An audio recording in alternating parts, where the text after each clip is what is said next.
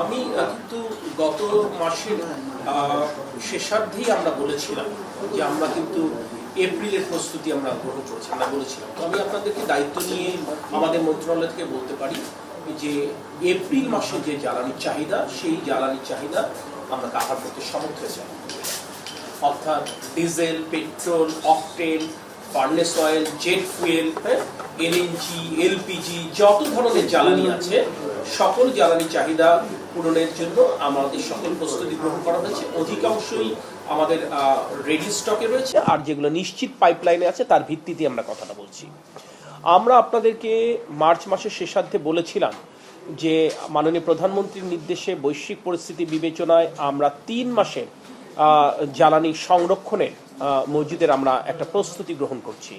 আমি দেশবাসীকে আনন্দের সাথে জানাতে চাই, ইতোমধ্যে বর্তমান সরকার প্রায় 3 মাসের মতো, প্রায় 3 মাস প্লাস মাইনাস সামথিং, প্রায় 3 মাসের মতো অকটেন এবং পেট্রোলের আমরা যেটা চাহিদা সেটা আমরা সংরক্ষণ করতে সক্ষম হয়েছি। জি, এটা আমি আপনাদেরকে খুব স্বস্তির সাথে আনন্দের সাথে সংবাদটা দিতে চাই। এবং এটা কন্টিনিউ করবে, অর্থাৎ আমি এটা যেটা শেষ হয়ে যাবে সেটার জন্য পূরণ করা যায় সেটার জন্য আমরা পাইপলাইনে রয়েছে। এবং ডিজেলের ক্ষেত্রে তাই আমরা আমাদের যাদের সাথে আমাদের যেটা সাপ্লাই চেইনে যাদের সাথে কথা বলছি, আপনারা নিজেরা জানেন যে যারাদের সাথে আমরা চুক্তিবদ্ধ ছিল বৈশ্বিক পরিস্থিতি বিবেচনায় তারা অনেকেই ফোর্স মেজর ডিক্লেয়ার করেছে, যে কারণে আমাদেরকে নতুন নতুন সোর্স আমাদেরকে সার্চ করতে হয়েছে এবং আমরা বেশ কিছু ভালো সোর্স পেয়েছি। আমরা তাদেরকে অনেকেরই সাথেই আমরা চুক্তিবদ্ধ হয়েছি এবং যদি এটা বাস্তবায়ন হয় আমরা প্রয়োজনে তাদের কাছ থেকে আগামী 3 মাসের জন্য জ্বালানি সংগ্রহ করবার জন্য আমরা সকল প্রস্তুতি গ্রহণ করেছি। ডিজেল নিয়ে আমি কথাটা বলছি, যেহেতু অকটেন এবং আমি পেট্রোল আমি বলেছি যে আনুমানিক 3 মাসের মতো প্রয়োজন আমরা কিন্তু নিশ্চিত করতে পেরেছি, অর্থাৎ আমাদের কাছে সেটা ready at our end. But আপনি নিজে বুঝবেন যে বাংলাদেশ তো বিচ্ছিন্ন কোনো দ্বীপ না, সারা পৃথিবী একটি প্রস্তুতি গ্রহণ করছে তার মতো করে। উন্নত রাষ্ট্র কিন্তু তার মতো করে প্রস্তুতি গ্রহণ করছে, আমরা দেখছি পাশ্চাত্যর জায়গাগুলোতেও তার প্রস্তুতি গ্রহণ করছে বিদ্যুৎ এবং জ্বালানির ক্ষেত্রে। ন্যাচারালি আমরা কিন্তু সেই প্রস্তুতি দেরি করে হলেও আমাদের প্রস্তুতি নিতে হচ্ছে এবং তার জন্য আমরা এই বিপণী বিতান, দোকানপাট এর জন্য একটা নির্দিষ্ট সময় সূচি আমরা নির্ধারণ করেছি। আপনারা দেখেছেন সর্বশেষ ক্যাবিনেট মিটিংয়ে আমরা একটা সিদ্ধান্ত নিয়েছিলাম যে দোকানপাটগুলো আমরা সন্ধ্যা 6টায় আমরা বন্ধ করব এবং এর আলোকে গতকাল অর্থাৎ সাপ্তাহিক ছুটির দিনও আমরা ব্যবসায়ী গোষ্ঠীর সাথে আমরা বসেছিলাম। সেখানে আমাদের মন্ত্রণালয়ের প্রতিনিধি যেমন আমি এবং আমার মন্ত্রী মহোদয় ছিলেন, বাণিজ্য মন্ত্রণালয়ের প্রতিনিধি ছিলেন, স্বরাষ্ট্র মন্ত্রণালয়ের প্রতিনিধি ছিলেন, ঢাকা উত্তর দক্ষিণ প্রশাসকরা ছিলেন, সারা বাংলাদেশ থেকে আপনার দোকান মালিক সমিতির প্রতিনিধিবৃন্দ উপস্থিত ছিলেন।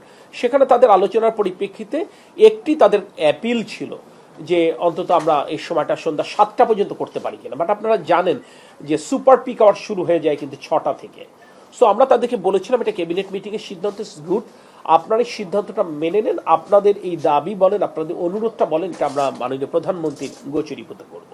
এটা আমরা তাদেরকে বলেছিলাম এবং তারাও আমাদের উপর আস্থা রেখে তারা সরকারের সিদ্ধান্ত মেনেই কিন্তু তারা বিদায় নিয়েছিলেন। আমরা গত রাতে কিন্তু মাননীয় প্রধানমন্ত্রীর সাথে আমি এবং আমার মন্ত্রী মহোদয় এই বিষয়ে কথা বলেছি এবং যেহেতু এটা জনগণের সরকার, অর্থাৎ জনগণ ভোট দিয়ে সরকারকে সরকার পরিচালনার দায়িত্ব দিয়েছে, সেহেতু এই দোকান মালিক সমিতির তাদের আবেদন, তাদের অনুরোধ বিবেচনায় সরকার প্রধান আমাদের মাননীয় প্রধানমন্ত্রী সন্ধ্যা 7টা পর্যন্ত এখন বিপণী বিতান খোলবার সময় পুনর্নির্ধারণ করেছেন। হ্যাঁ, এবং এটা আমরা আনুষ্ঠানিকভাবে আমরা এই দোকান মালিক সমিতির প্রতিনিধিবৃন্দকে ডেকে এই মেসেজটা কনভে করে দিয়েছি। হ্যাঁ, আজকে থেকে কার্যকর হবে এবং আমরা অ্যাকর্ডিংলি আমরা অফিস অর্ডার পাস হয়ে যাবে। অর্থাৎ দেখেন, জনগণের সরকারের সাথে জনগণের যেটি সামাজিক চুক্তি থাকে, অলিখিত একটি সামাজিক চুক্তি থাকে, তার প্রতিফলন কিন্তু আমরা এখানে দেখলাম। অর্থাৎ ক্যাবিনেট একটি সিদ্ধান্ত নিল কিন্তু জনগণের প্রতিনিধি দোকান মালিক সমিতি যখন এটা একটা কথা বললেন সেটাকে কিন্তু সরকার বিবেচনায় নিল এবং আমরা সেটা বলেছি যে আগামী পহেলা বৈশাখ এবং আসন্ন পবিত্র ঈদুল আজহার সময়টুকুতেও আমরা এই ক্ষেত্রে ফ্লেক্সিবল হব। মূল কথা যে কথাটা বলতে চাচ্ছি, এই যে বৈশ্বিক সংকট, এই মোকাবেলা তো সরকার একা করবে না, আপনারা গণমাধ্যমের বন্ধুরা যারা আছেন আপনারাও তো প্রথম দিন থেকে কাজ করছেন। ন্যাচারালি আমরা দেশবাসীকে সাথে নিয়েই এই যদি আগামীতে কোনো চ্যালেঞ্জ আছে সেই চ্যালেঞ্জ আমরা মোকাবেলা করতে চাই। সে কারণে আলোচনা করে আপনারা দেখছেন স্কুল কলেজের সময় নিয়ে কথা হচ্ছে, এটা কিন্তু সরকার চাইলে একটা নোটিশ জারি করে দিতে পারত, না এটা করেনি।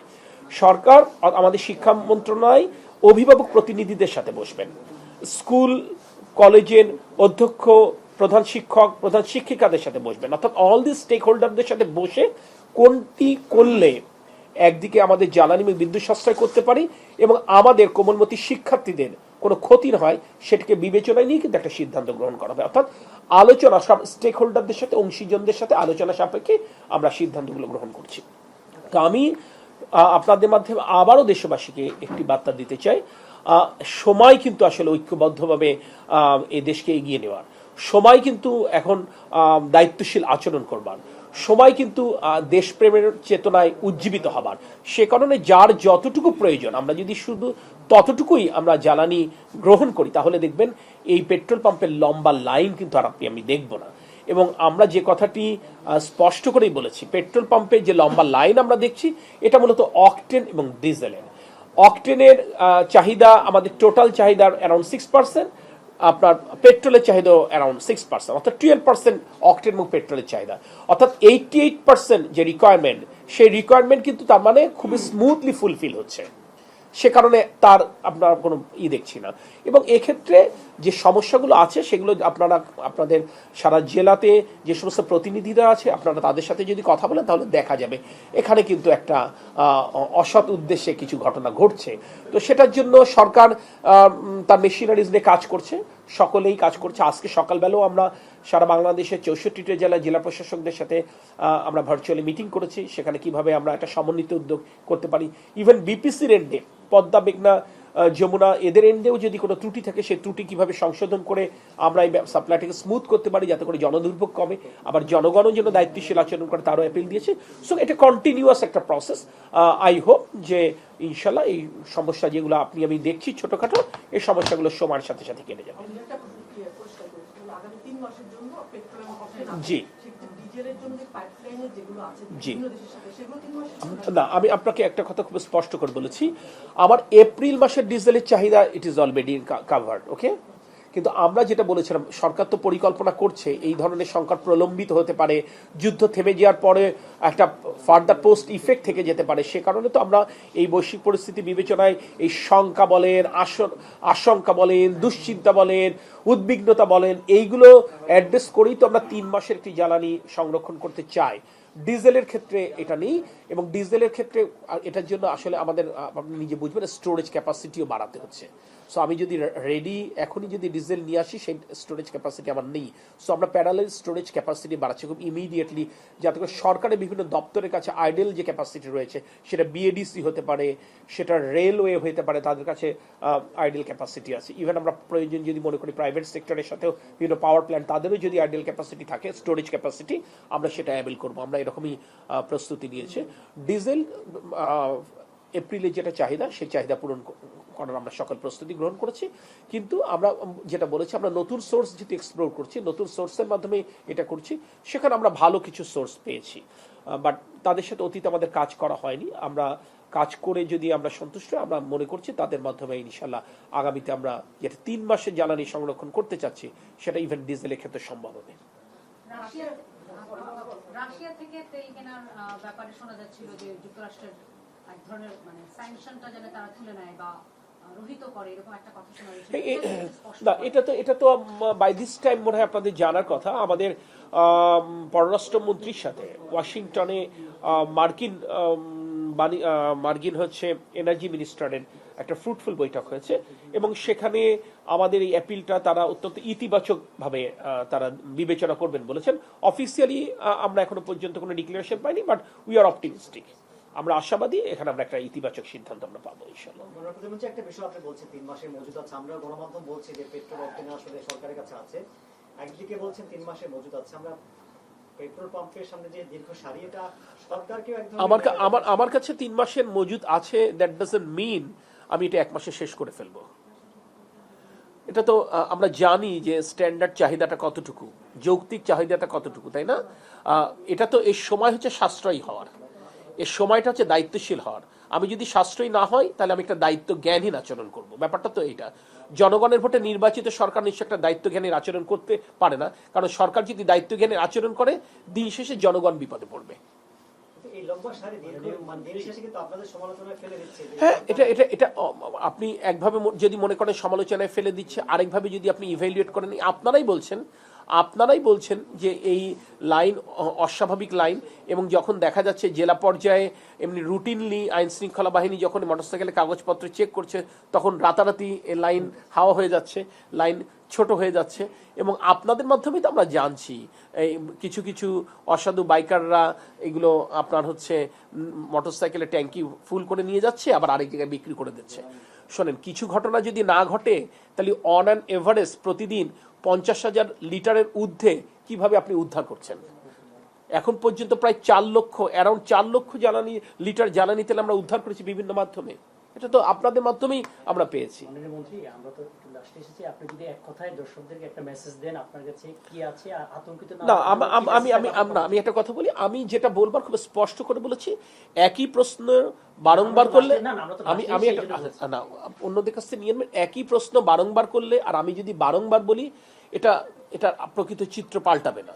কথা খুব সিম্পল, আমরা খুব স্পষ্ট করে বলেছি এপ্রিল মাসের জ্বালানি যে চাহিদা রয়েছে, সেটা ডিজেল বলেন, সেটা পেট্রোল বলেন, সেটা অকটেন বলেন, সেটা এলএনজি বলেন, সেটা এলপিজি বলেন, সেটা জেট ফুয়েল বলেন, যেটা ফার্নেস অয়েল বলেন, আমরা এই চাহিদা পূরণের সকল প্রস্তুতি আমাদের রয়েছে এবং it is ready at our end ইনশাল্লাহ। এবং আমরা 3 মাসের জ্বালানি সংরক্ষণের যে নীতি নিয়েছি মাননীয় প্রধানমন্ত্রীর নির্দেশে, সেক্ষেত্রে আমরা পেট্রোল এবং অকটেনের ক্ষেত্রে আমরা ইতোমধ্যে সেই প্রস্তুতি সম্পন্ন করেছি। ডিজেলের ব্যাপারে আমাদের প্রক্রিয়া চলছে, কারণ ডিজেলের শুধুমাত্র আনলেই তো হবে না, তার স্টোরেজ ক্যাপাসিটিও বাড়াতে হবে, সেটার জন্য আমরা প্যারালালি কাজ করছি। এবং যেটা সুসংবাদ সেটা হচ্ছে দোকান মালিক সমিতির নেতৃবৃন্দ আমাদের কাছে একটা অ্যাপিল করেছিল, আমরা যেন অ্যাটলিস্ট সন্ধ্যা 7টা পর্যন্ত দোকান খোলা রাখার তাদেরকে সুযোগ দিই। যদিও ক্যাবিনেট মিটিংয়ে সন্ধ্যা 6টা পর্যন্ত দোকান খোলা রাখবার সিদ্ধান্ত হয়েছিল, কিন্তু পরবর্তীতে মাননীয় প্রধানমন্ত্রী এই দোকান মালিক সমিতির আবেদন এবং অনুরোধ বিবেচনায় এটা আমরা পুনর্মূল্যায়ন করে সন্ধ্যা 7টা পর্যন্ত দোকান খোলা রাখার আমরা সিদ্ধান্ত গ্রহণ করেছি। অবশ্যই জরুরি সেবা যারা দেন তারা এর আওতার বাইরে থাকবে। আমি একই সাথে আমি সবাইকে বলবো, আমরা নিজ বাসা বাড়িতে, আমরা নিজ কর্মস্থলের জন্য আমরা বিদ্যুৎ সাশ্রয় হই, আমরা জ্বালানি সাশ্রয় আচরণ করি, তাহলে ইনশাল্লাহ আগামী দিনে চ্যালেঞ্জ মোকাবেলা আমাদের জন্য জাতি হিসেবে সহজ হবে। ধন্যবাদ। আসসালামু আলাইকুম রহমতুল্লাহ।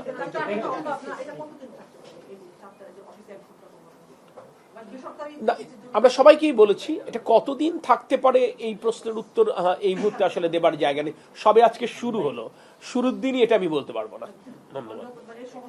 হ্যাঁ, এটা তো আপনি তো নিজে বুঝবেন, আমরা কেউ তো স্বয়ং ট্রাম্পও তো ভাবিনি এই যুদ্ধে এত লম্বা হবে, তা আমি কি করে বুঝবো?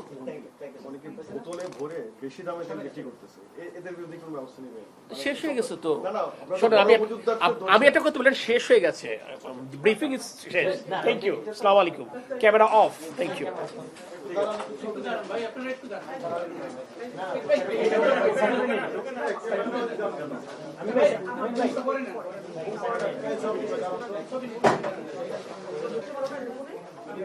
আপনার থেকে আমি নিব সবার সামনে দাঁড়ান। এই কথাতে যদি মোটরসাইকেলের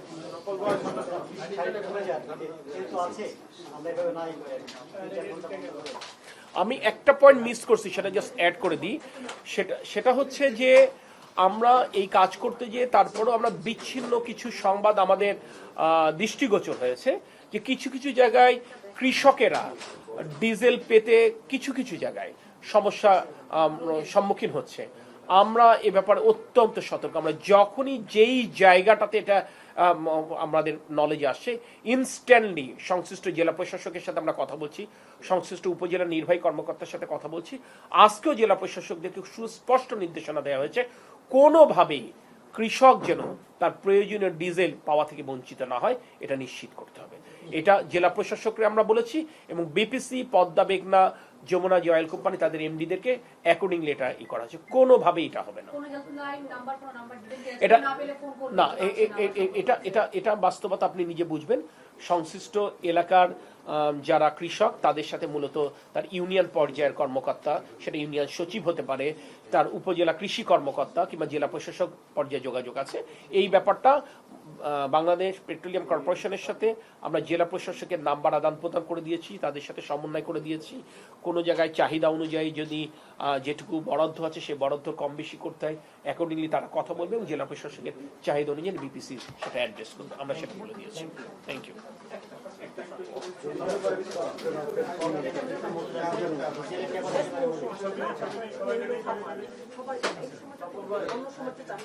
না, ওটা আমরা জানি। আমাদের আমাদের আমরা আমরা আমরা আমরা আমরা কৃষি অধিদপ্তরের সাথে আমরা কথা বলে আমরা যেটা জেনেছি, আগামী এই 15 এপ্রিল পর্যন্ত আসলে মূলত চাহিদা পিকে থাকবে। 15 এপ্রিলের পর থেকে চাহিদা কমবে। সো অবশ্যই এই যে ধরেন এত কষ্ট যে আপনি আমি সকলে করছি, সারা পৃথিবীতে জ্বালানি তেলের অস্বাভাবিক মূল্য বৃদ্ধি পেয়েছে। বাংলাদেশের মতো একটা, আপনি এই সরকার যখন দায়িত্ব নিয়েছে, অর্থনৈতিক অবস্থা কি ছিল আপনারা কম বেশি সকলে জানেন। তারপরও এই ঝুঁকিটা আমরা কেন নিচ্ছি? কারণ এখনো পর্যন্ত এটা কৃষি নির্ভর অর্থনীতির একটি দেশ। কোনোভাবেই যেন কৃষকরা ক্ষতিগ্রস্ত না হয় সেটাকে বিবেচনায় রেখেই কিন্তু সরকার এই সাহসী সিদ্ধান্ত নিয়ে এখনো পর্যন্ত জ্বালানি তেলের মূল্য সমন্বয়ের কোনো চিন্তা করেনি।